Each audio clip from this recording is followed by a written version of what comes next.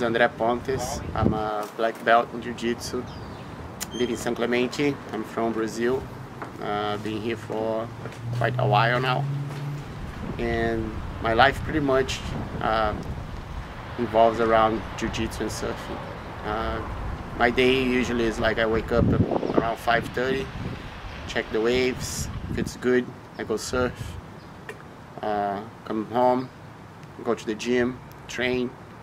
I do a little bit of workout after training, and I come home again, eat, go back to my gym. I teach some classes, train again at night, come back home, sleep, and repeat next day. That's pretty much sum up of my life right now. Battle not with monsters, lest you become a monster. If you gaze enough into the abyss also gazes back into you. What's the most important titles you have in your career?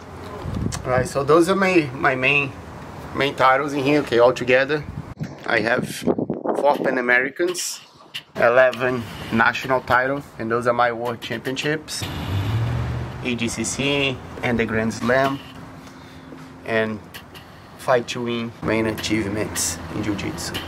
Tell us about your most important one. Well, I guess, I just won the No-Gi World Championship. That was pretty special for me. 3 World Championships as a black belt.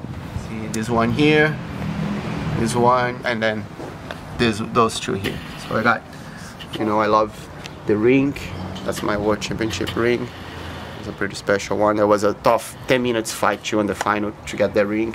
And the Fight to Win, of course. That was a dream that I was trying to climb up on the rankings. I finally got the call to fight for the belt, and I went there and ended up taking home. That's I will say the past 15 years, Jiu-Jitsu transformed my lifestyle. I used to party a lot, go out, drink.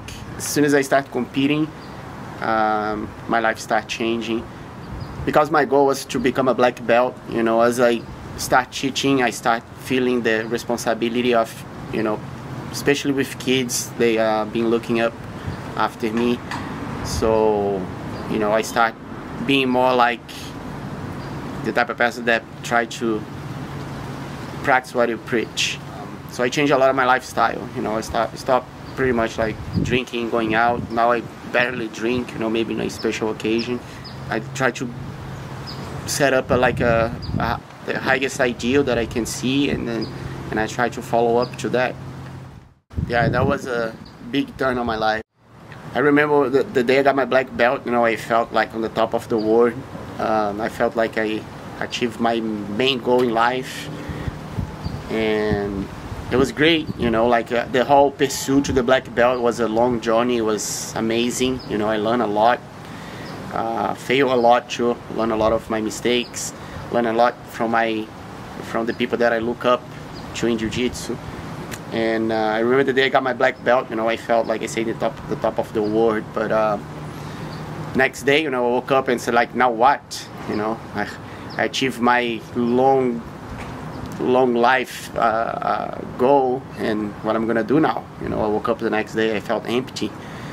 Like, no, and I've set up new goals now. So I decided that I want to get some titles as a black belt, and just dedicated my life to training and focus on getting my couple world championships under the black belt and opening my own gym. And I sacrificed a lot to achieve those 2 goals, and I guess reality shined its benevolent face on me. But still, I always felt like there was something missing. The mindset changing, my change on my values, on my principles, on my attitude, and then I started paying more attention to that. And I set up as a goal to become the best person that I can be. I start setting up instead like material goals, like a gym or medals, like meta goals, transcendent goals, like how can I be the best person that I can be. And I guess was the main change that the black belt brought to my life. It's like to become a better person, not only as an athlete, but as a human being.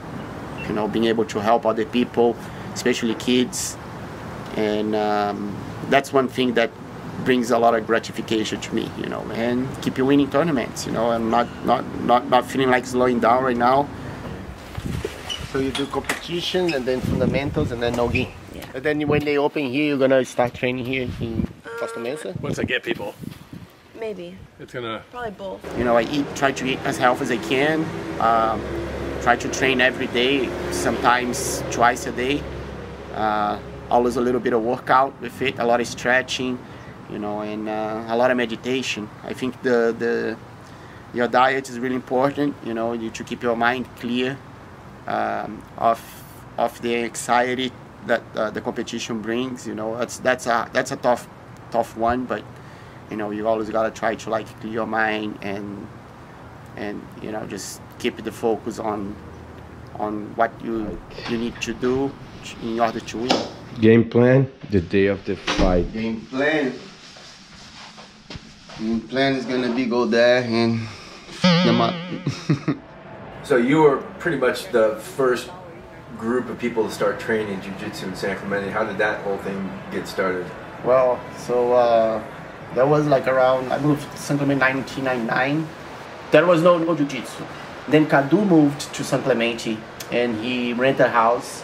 Cadu was like a blue belt. And then he set up like a blue tarp on his backyard on top of the grass.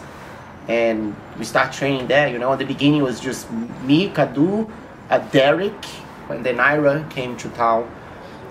Okay, Ira. Yes, I was living in Oahu for a couple years, and then training over there with Borg, and then the Boar's Nest. Then came over here.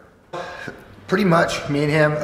There was the guy Brian Schnell here in town, but really, yeah, you know, we had our little what we called San Clemente Jiu-Jitsu Club. We had some mats over at Joe Stauffer's house, and I met Pretzel and his buddy Cadu. In, I think it was 2000, 2001. He was a white belt, I was a blue belt, and we started there.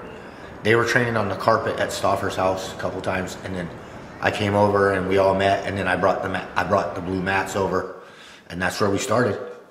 And then maybe 2005, 2004, 2005, I think Paulo Gilabel came to San Clemente, and then really started, he started leading the way, you know, and then me and Pretzel trained under him for a long time, and then, yep, look at him now.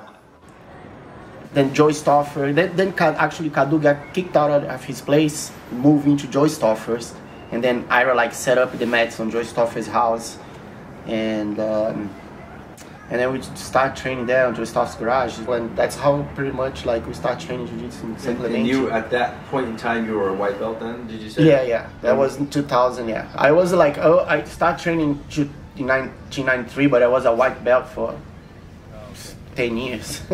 Because I never had a teacher to give me my blue belt. As soon as I got with Paulo, I got my blue belt, like right away pretty much. So you, I've been training, me and you've been training for a long time, but I remember that there was a point back when I was a white belt and you were a blue belt where you all of a sudden decided to take it real serious and you started training a lot and you started winning everything. From 2000 to 2005, that when Paulo opened the gym, 2006, around 2005, 2006, there was no real like jiu-jitsu gym in San Clemente. Then Paulo opened the gym, and then I went to train with him. Got my blue belt from Paulo, and then I think I went to a IBJJF tournament as a blue belt. I did nationals, and I won my weight division, and I won. I got like second place, I think, on the open weight division. Right after that, I did the Worlds Adults blue belt. So that really like lit the fire on me to compete and get a gold medal as a blue belt.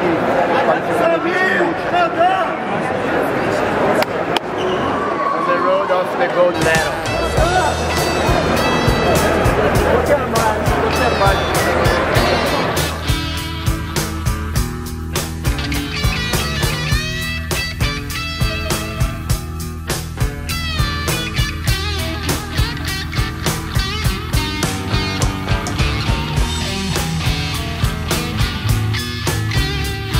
Who were some of the people that you look up to or your idols in jiu-jitsu? Well, on the beginning, you know, for sure, Rickson Gracie, you know, when I was growing up, that was the guy. I gotta say Paulo, you know, like Paulo, man, I learned a lot from him, you know. So I met Andre, you know, I was teaching here in San Clemente, my first school I have here, my first location. And then he showed up there, you know, and then fit right in. He was always tough, good training partner to everybody. It was amazing to have him around, you know. I got to the point that, you know, I saw that he was so dedicated to jiu-jitsu, so, you know, in love for jiu-jitsu that, you know, I decided to have him helping me be one of my instructors since he was a purple belt. Competing a lot, he always liked to compete, and then, you know, got really good at it, you know, and he's been doing that for a long time. You know, important piece in our group. We are proud to have helped to get to the level that he got.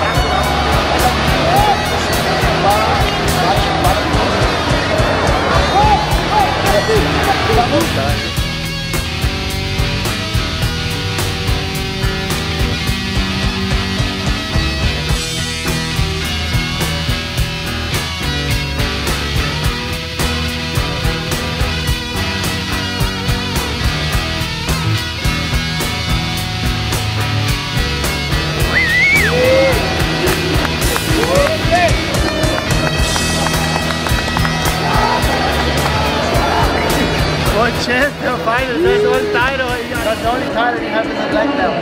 Really? Yeah, the only title you have in the black belt. That was my plan, to attack the legs. And it worked.